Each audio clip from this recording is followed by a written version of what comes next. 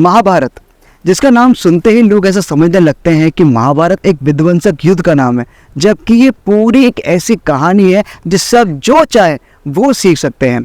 और महाभारत से जुड़े हुए कुछ ऐसे साक्ष्य मैंने आपको अपने पिछले वीडियो में भी बताए थे, दिखाए थे कि कैसे हमें पांडव टीले पे कई सारे ऐसे प्रूफ्स मिले जो ये दिखाते हैं कि यस, यही वो जगह है जहाँ पे महाभारत की हस्तिनापुर जो कहते हैं, यही वो जगह है जहाँ पे कौरव पांडव रहा करते थे। इस एपिसोड में भी मैं आपको काफ़ी सारी ऐसी अच्छी चीज़ें दिखाने वाला हूँ और इस सफ़र में मैं अकेला नहीं हूँ, मेरे साथ फिर से रोहितेश्वर महाराज जी हैं जो हमें उन जगहों के दर्शन कराने वाले हैं। महाराज जी प्रणाम। प्रणाम। मैं आज जानना चाहता हूँ कि आप हमें कौन कौन सी नई जगह दिखाएंगे। हस्तिनापुर की अगर बात करें तो उस समय के मेरे दो पात्र जो मेरे हृदय के करीब हैं, जिनके साथ उस समय पे वाकई में बहुत ज़्यादा अन्याय हुआ जी, उनमें से एक है जो मित्रता का प्रतीक है, कर्ण जी, जो अपनी पहचान बनाने के चक्कर में उसको बहुत अपमान का घोट पीना पड़ा। और दूसरा पात्र है द्रौपदी, बिल्कुल, जिसको पल पल अपमानित किया गया। और तीसरी जगह वो गुप्त है। गुप्त से मतलब? जो रहस्यमयी है, जो कलयुग ही नहीं द्वापर और सतयुग से जुड़ी है और महादेव से भी जुड़ी है। क्या बात है। ऐसे महादेव के पुत्र थे जो वहाँ आए हैं, वहाँ रहे हैं, तब उन्होंने किया है। और हाँ, आज तक भी वहाँ कोई जाता नहीं है, बहुत कम ही लोग वहाँ पहुँच पाते हैं। बहुत रहस्यमय जगह है और ये जगह सबसे आखिरी में आने वाली है, इसलिए इस वीडियो को एंड तक जरूर देखिएगा। और महाराज जी के साथ इस सफर को हम स्टार्ट करने वाले हैं। चलिए शुरू करते हैं।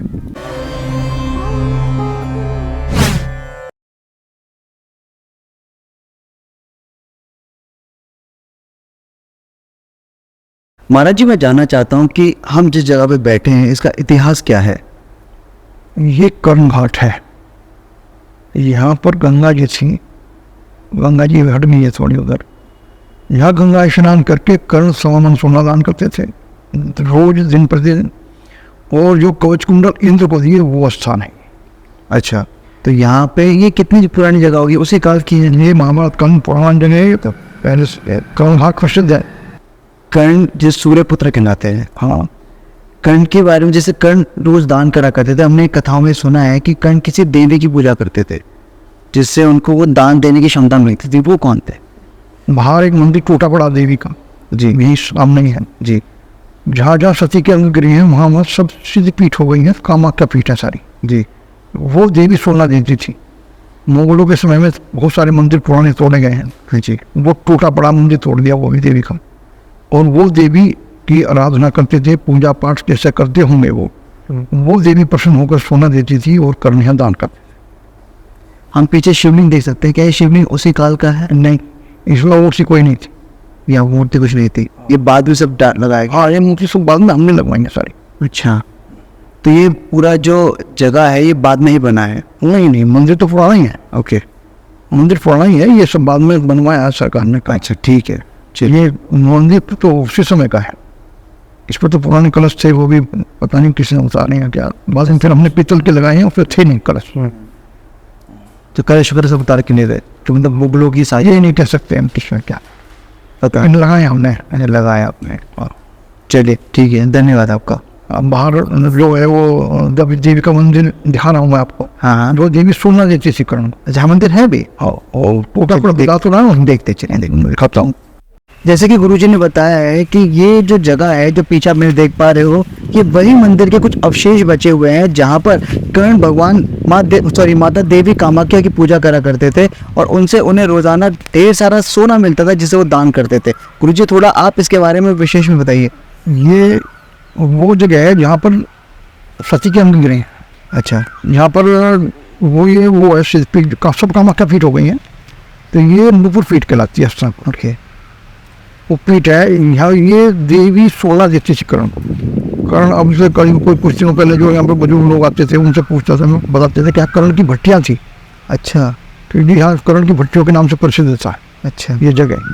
तो वो बड़ा किसी बताते हैं अपने शरीर की आहुति देते थे और शरीर की आहुति देके गुप्त रूप से सोना प्राप्त करते थे और फिर उसको गंगा स्नान करके वहाँ दान करते थे। कर्ण घाट, यही कर्ण घाट है। रोजाना यही कर्ण घाट ही है। ये सब कर्ण घाट है। तो पहले आपने बताया गंगा जी यहाँ तक भाग करती थी, जो अब काफी दूर चली गई। ये अभी भी कर्ण घाट ही कहलाता है। और ये जो है यहाँ पर है। हाँ, लोगों ने तोड़ दिया मंदिर उस समय, मुगलों के समय में बहुत सारे मंदिर तोड़े हैं। मुगलों ने तो क्या नुकसान किया है बहुत ज़्यादा। उसके बाद में लगभग 13 वर्ष पहले मैं आया हूँ यहाँ पर, जो बड़ा दुख हुआ है। हमारा आश्रम तो वेरी घाट में है, अब मेरे निर्मल अखाड़े से हूँ, तो वहाँ से फिर यहाँ से लोग जाते आते हैं, उसका फिर हमने इसका शुरू कराया। लोगों ने इसमें भूसा भर रखा था मंदिर में, पर उनमें बड़े भर रखे थे, भूसा भर रखा था। कितने का? हाँ, इस लोगों इन पे कब्जे कर रखे थे लोगों ने सब। इसको तो खैर हमने मूल खरीदा है, अच्छा, बचाने के लिए।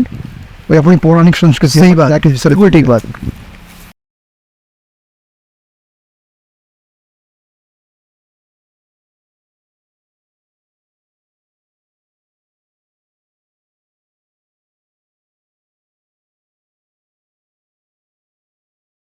दोस्तों, जैसे कि आप देख सकते हो, इस वक्त हम द्रौपदी घाट में हैं।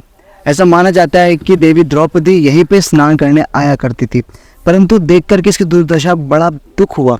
महाराज जी, थोड़ा सा आप इस पे प्रकाश डालिए कि ये दुर्दशा आखिरकार ऐसी हुई कैसे, और दूसरा, क्या सरकार इसके लिए कुछ सोच रही है?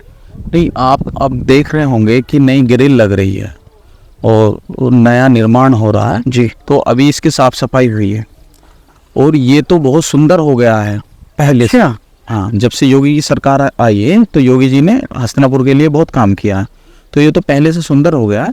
इससे पहले तो यहाँ कच्चा कुंड हुआ करता था, ये सारा कुछ। हाँ। अभी इसमें आप देख रहे हो थोड़ा सा जल है वो रखा है, अभी इसकी साफ सफाई और हो जाएगी तो इसको पूरा जल से भर दिया जाएगा। तो ये द्रौपदी का वो घाट है जहाँ द्रौपदी स्नान करने आया करती थी। जैसे भी आपने बताया कि ये तो द्रौपदी घाट है, अभी हम पीछे आए थे तो वहाँ पे कर्ण घाट था। गंगा जी दूर दूर तक दिख नहीं रही, तो पहले क्या गंगा जी यहीं से बहा करती थी? अगर आप देखोगे प्राचीन समय में, हाँ। तो जितने भी किले होते थे वो सब किसी न किसी सरोवर या नदी बिल्कुल के किनारे हुआ करते थे। तो हस्तिनापुर का जो किला था उसके बिल्कुल बगल से गंगा जी का परवाह था, और जहाँ मेन अभी चेत वाले घाट पर जहाँ गंगा जी निकलती है, जिसको बूढ़ी गंगा भी बोलते हैं, उससे 50 किलोमीटर उधर की तरफ चले जाओ बिजनौर की तरफ, और लगभग 20-30-50 किलोमीटर इधर, इतनी में जहाँ बम्बा है। हाँ, इतनी दूर हुआ करती, इतनी चौड़ी ये गंगा जी हुआ करती थी। उस समय पे कई योजन उसका विस्तार था गंगा जी का, तो वो नदी नहीं, एक समुद्र जैसी वो लगती समुद्र थी। जैसे हो गया। तो अब वो थोड़ी धीरे धीरे जैसे ही समय बढ़ता जा रहा है तो जल स्रोत कम होता जा रहा है, जो अपने आप में बड़ा दुखद भी है। बिल्कुल। खैर दोस्तों, अभी हमने द्रौपदी घाट के दर्शन करे हैं, इससे पहले कर्ण घाट पे लेके गए थे। अभी हमारा अगला सफर कहाँ जा रहा है?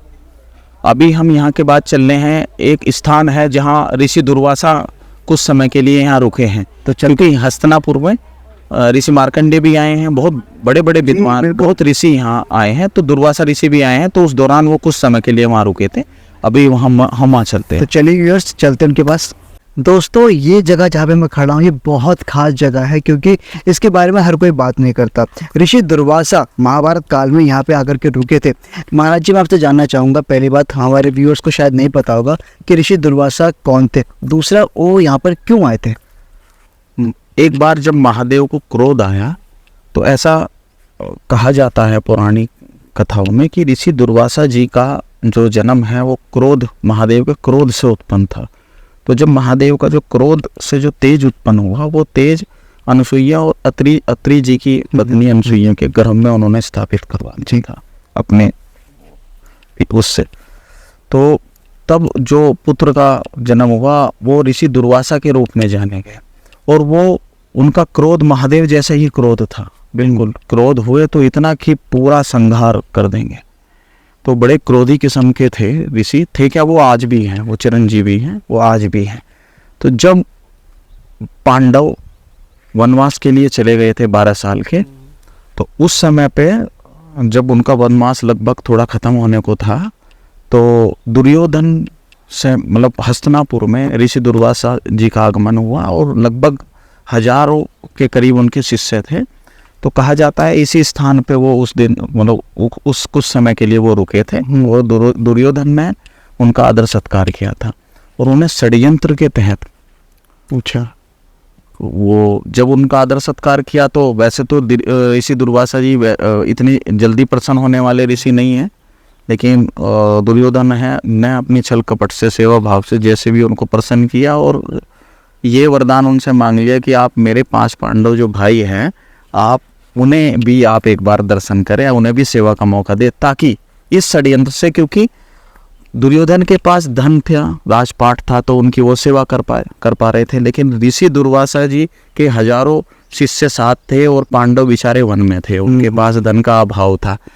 और यही वो कहानी आती है जब दुर्वासा ऋषि तथास्तु बोल के ठीक है वो वन को चले जाते हैं और पांडव को के पास जाते हैं, और युधिष्ठिर के मुंह से ये निकल जाता है कि प्रभु मुझे आप अपने आदर सत्कार का मौका दीजिए। तो ठीक है, ऋषि दुर्वासा ये बोल के ठीक है आप इंतजाम कीजिए हमारे भोजन का, और हम अभी स्नान करके आते हैं। तो जब वो स्नान करने चले जाते हैं तो यहाँ वो समस्याओं में घिर जाते हैं कि हमारे पास तो कुछ अन्न जल कुछ नहीं है, कि हम कैसे सब पांडव चिंतित हो जाते हैं, कैसे हम उनका आदर सत्कार करेंगे। तो द्रौपदी जी, चूँकि श्री कृष्ण जी उनके सखा भी थे, भगवान भी थे, तो द्रौपदी जी श्री कृष्ण जी को स्मरण करती हैं। तो तभी रथ पे सवार होकर ठाकुर जी आते हैं, और क्योंकि सूर्यदेव ने जब पांडव वन में गए जी, तो जैसे ही वो पहले या दूसरे दिन वन में पहुंचे तो उन्होंने सूर्य उपासना करी, तो सूर्यदेव ने उन्हें एक द्रौपदी को इनको अक्षत पात्र दिया था, जिससे वो निकाल के अन्न खाते थे कि आप कहीं भी जाओगे, लेकिन वो दिन में एक ही बार अन्न देता था वो पात्र। तो उस दिन का वो अन्न दे चुके थे। तो श्री कृष्ण जी ने कहा कि भाई आपके पास तो अक्षत पात्र है, आप इससे अन्न निकाल के और ऋषि दुर्वासा उनके ऋषियों की सेवा कीजिए। तो पांडव कहते हैं कि भाई अक्षत पात्र में हो गया आज का, हाँ आज का फिनिश हो गया। उन्होंने नहीं द्रौपदी आप उसको ले खाओ पहले। तो जब ठाकुर जी ने उनको मंगवाया अक्षत पात्र को, तो उसमें एक चावल का दाना था। तो ऐसा महाभारत में मैंने पढ़ा है, मेरे पास महाभारत है 6 खंडों का, तो उसमें दर्ज है कि जब ठाकुर जी ने वो एक चावल का दाना खाया तो सारे ऋषि दुर्वासा और ऋषि दुर्वासा के साथ जितने भी शिष्य थे सबका पेट भरा। तो वो स्नान के बाद उनके पास आए नहीं, तो वहीं से ही आशीर्वाद देके अपने दूसरी जगह प्रस्थान कर गए। देखिए कितनी प्यारी कहानी है, कितनी प्यारी कथाएं हमारे सनातन में हैं, और ये जगह बड़ी खास है। इसी जगह उन्होंने पूजा अर्चना करी थी, यहीं पर उन्होंने यज्ञ किए थे, और यही वो स्थान है, पवित्र स्थान है, जहाँ पे ऋषि दुर्वासा ठहरे थे अपने हस्तिनापुर भ्रमण के दौरान। दोस्तों इतनी प्राचीन जगहों के दर्शन करने के बाद तो मुझे बहुत ही अच्छा लगा। उम्मीद करूंगा आपको भी बहुत अच्छी चीज़ें आपको देखने को मिल गई होंगी। साथ ही साथ ये भी कहना चाहूँगा कि ये सफ़र अभी ख़त्म नहीं हुआ है, ये तो जस्ट शुरू हुआ है। अभी तो न जाने कितनी सारी जगहों के दर्शन आप और मैं मिलकर के साथ करने वाले हैं, जो रामायण और महाभारत से जुड़ी होगी। पर उसके लिए आपको इस चैनल को सब्सक्राइब कर लेना चाहिए, वरना बहुत सारी चीज़ें आप मिस कर दोगे। चलिए जल्दी मिलेंगे अगले पार्ट में, तब तक के लिए प्रणाम।